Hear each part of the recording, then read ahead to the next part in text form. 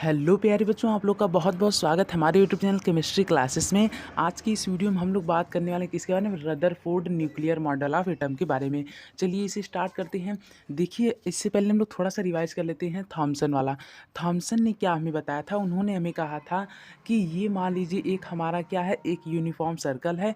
इसमें सभी चार्ज क्या होते हैं? यूनिफॉर्म। यूनिफॉर्म मतलब कि एक ही जैसे कंसंट्रेशन में होते हैं। मतलब कि यहाँ पे पॉजिटिव है, यहाँ पे निगेटिव, यहाँ पॉजिटिव, मतलब कि कोई इनमें फिक्स नहीं है। मतलब कि हर हर एक unit area positive negative charge पाए जाते हैं, ठीक है। लेकिन अब रदरफोर्ड ने एक्सपेरिमेंट किया और उसे गलत साबित किया। कैसे किया, चलिए उसे देखते हैं और हम लोग इसके ड्रॉबैक्स वगैरह के भी बारे में देखेंगे। चलिए शुरू करते हैं। देखिए, इनका एक्सपेरिमेंट एकदम सिंपल सा था। इन्होंने क्या किया, मतलब सिंपल सा तो नहीं था पर देखने में सिंपल है। क्योंकि देखिए, यहाँ पे इन्होंने गोल्ड फॉइल ले लिया। कौन सा फॉइल? Gold foil. मतलब बहुत पतला, बहुत पतला, बहुत एकदम थिन, मतलब कि ये इतना पतला, ठीक है। इतना पतला उन्होंने ले लिया। उसके बाद क्या किया, उसके बाद और इतना पतला था नहीं है कि इसमें मात्र एक एटम ही रह पाएगा। मतलब कि एक एटम की साइज इतना पतला उन्होंने उसे कर दिया था। किसे? गोल्ड फॉइल को। फिर उन्होंने क्या किया, एक सोर्स से क्या किया, अल्फा पार्टिकल को बम्बार्ड किया। जिस तरह से AK-47 से गोलियां निकलती हैं, उसी प्रकार से इन्होंने एक मशीन ले आए और उसके बाद उसमें से क्या किया, अल्फा पार्टिकल को बम्बार्ड किया। अब अल्फा पार्टिकल होते हैं हीलियम प्लस, मतलब हीलियम 2+, तो ये पॉजिटिव होते हैं ना। अब जब ये पॉजिटिव होते हैं तब उन्होंने ये देखा कि यहाँ पे जेडन इस मतलब कि जो जिंक होता है, जेडन जिंक सल्फाइड, तो उसका इन्होंने एक स्क्रीन लगा दिया, उसे बोला फ्लोरेसेंट स्क्रीन। फिर उसके बाद क्या हुआ, जब अल्फा पार्टिकल इस गोल्ड फॉइल से टकरा टकरा करके जहाँ पे भी लगता वहाँ पे हल्का सा चमक जाता। मतलब कि मान लीजिए ये एक हमारी फ्लोरेसेंट स्क्रीन है। अब यहाँ से अल्फा पार्टिकल है, इस पे टकराया, तो जैसे ही अल्फा पार्टिकल टकराएगा ना, यहाँ पे थोड़ा सा मतलब कुछ चमक चमक जैसी चीज़ दिखेगी। तो उससे भी ये देखें कि अल्फा पार्टिकल क्या हो रहे हैं, उससे पास हो जा रहे हैं। तब उन्होंने ये देखा कि बहुत सारे जो अल्फा पार्टिकल्स हैं वो क्या हो गए, वो उससे पास हो गए। यही था बस उनका एक्सपेरिमेंट। अब चलिए उनके रिजल्ट की तरफ बढ़ते हैं। रिजल्ट क्या था, उन्होंने ये देखा कि बहुत सारे अल्फा पार्टिकल क्या हो गए, गोल्ड फॉइल से आराम से पास हो गए, उनमें कोई भी डिफ्लेक्शन नहीं हुआ। लेकिन बहुत से छोटे, एकदम छोटे फ्रैक्शन में, बहुत ही स्मॉल फ्रैक्शन में क्या हुआ, डिफ्लेक्ट हो गए। और उससे भी छोटे, यानी कि 20,000 में एक, यानी 20,000 में कोई एक अल्फा पार्टिकल क्या हुआ है, बाउंस बैक, यानी पीछे आ गया। अब वो किस केस में आया होगा, चलिए उसे देखते हैं। जैसे मान लीजिए कि ये है हमारा पॉजिटिव चार्ज, अभी बता रहा हूँ, मतलब आगे की वो क्यों आया होगा इसलिए बता रहा हूँ। देखिए, ये है मान लीजिए हमारा न्यूक्लियस। तो जब हमारा वो आया होगा तो यहाँ पे टकराया और इधर जा रहा था, तो इसी तरह से वापस आ गया। और बाकी के जो इधर टकराए थे वो तो इधर इधर डिफ्लेक्ट हो गए थे ना। तो इसी वजह से बहुत, मतलब कि 20,000 में से खाली एक, मतलब केवल एक ही ऐसा था जो कि वापस आया। अब इससे कंक्लूज़न क्या निकलता है? इससे कंक्लूज़न ये निकलता है कि most of the space empty है हमारे एटम में। मतलब कि एटम में बहुत सारी स्पेस ऐसी है, मतलब एक बहुत छोटी सी स्पेस ऐसी है जहाँ पे कोई मास कंसंट्रेट है। बाकी सभी जितने भी इसकी क्या स्पेस है वो लगभग एम्प्टी है, ठीक। अब इसके बाद इन्होंने दूसरा कंक्लूज़न ये कहा कि इससे कंक्लूज़न निकलता है कि a few positively charge alpha particle deflect. सिर्फ कुछ ही पॉजिटिवली चार्ज अल्फा पार्टिकल क्या हुए, डिफ्लेक्ट हुए हैं। अब इसका मतलब ये है कि पॉजिटिव चार्ज जो है वो सभी जगह नहीं है। पॉजिटिव चार्ज यदि सभी जगह होता तो यहाँ पे जो अल्फा पार्टिकल जा रहा है वो भी डिफ्लेक्ट होना चाहिए, यहाँ पे जो जा रहा है वो भी डिफ्लेक्ट होना चाहिए, पर ऐसा नहीं हुआ। तो इसीलिए उन्होंने कहा कि जो अल्फा पार्टिकल है वो सभी जगह पे नहीं है, ठीक है।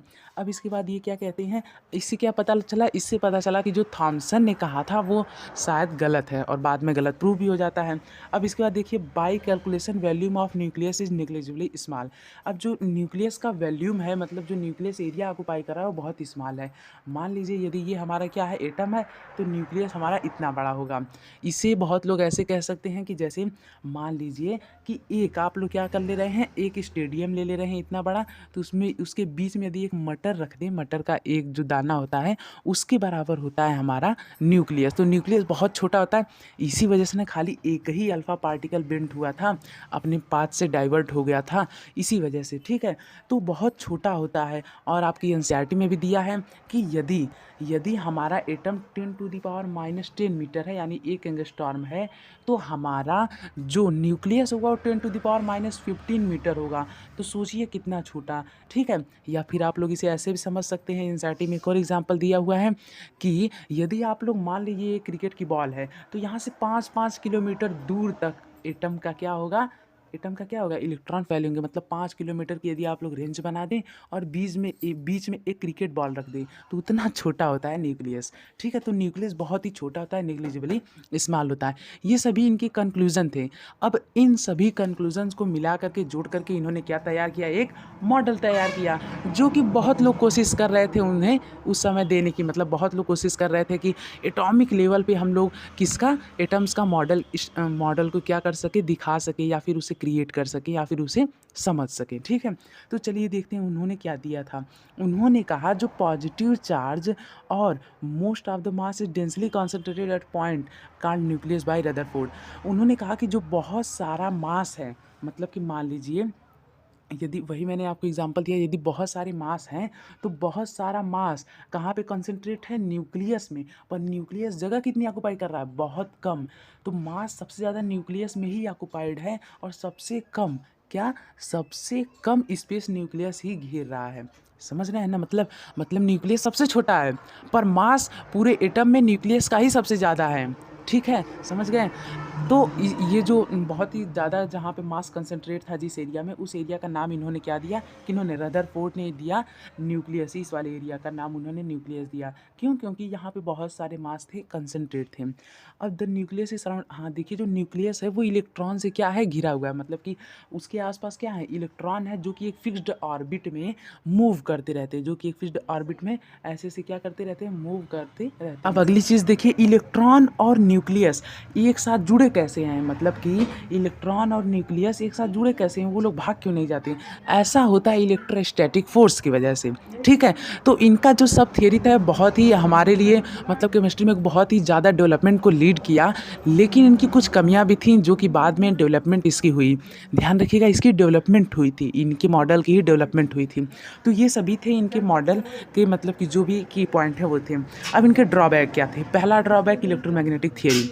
इससे क्या ड्रॉबैक मिलता है, इससे ड्रॉबैक ये मिलता है कि इलेक्ट्रोमैग्नेटिक थियरी ये कहती है कि यदि कोई भी चार्ज्ड पार्टिकल को आप लोग एक्सेलरेट कराते हो, आप लोग क्या कराते हो, एक्सेलरेट कराते हो, तो वो कुछ रेडिएशन निकालेगा, और इसी वजह से उसकी एनर्जी कम होती जाएगी, कम होती जाएगी, कम होती जाएगी।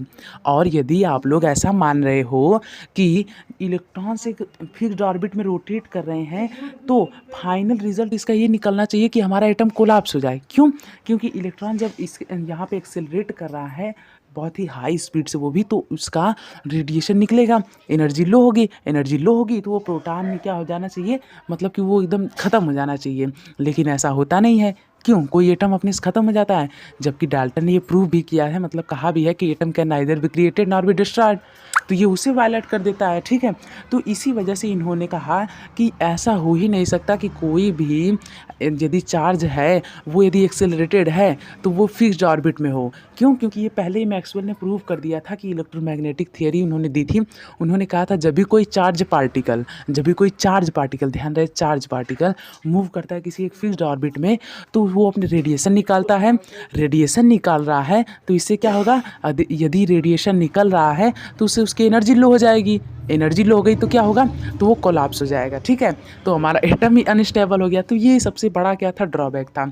अब इसके बाद ये इन्होंने कोई भी स्टेबिलिटी पे कमेंट नहीं किया था, ना तो एनर्जी पे कमेंट किया था, ना तो इलेक्ट्रॉनिक कॉन्फ़िगरेशन ऑफ एटम पे कमेंट किया था। तो इसका रिजल्ट, मतलब इलेक्ट्रोमैग्नेट जो मैंने अभी को आपको बताया, उसका रिजल्ट हुआ कि एटम में नो स्टेबिलिटी दिखाई दी, ठीक है।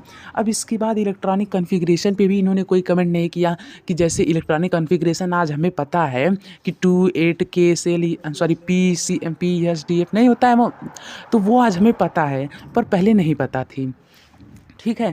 तो ये सब इनके कुछ ड्रॉबैक्स थे। तो मुझे उम्मीद आपको समझ में आया होगा। बस आज की इस वीडियो में इतना, मिलते हैं अगले वीडियो में। थैंक यू, जय हिंद जय भारत। यहाँ तक आ चुके हैं, चैनल को सब्सक्राइब कर लीजिए। थैंक यू, जय हिंद जय भारत। मिलते हैं अगले वीडियो।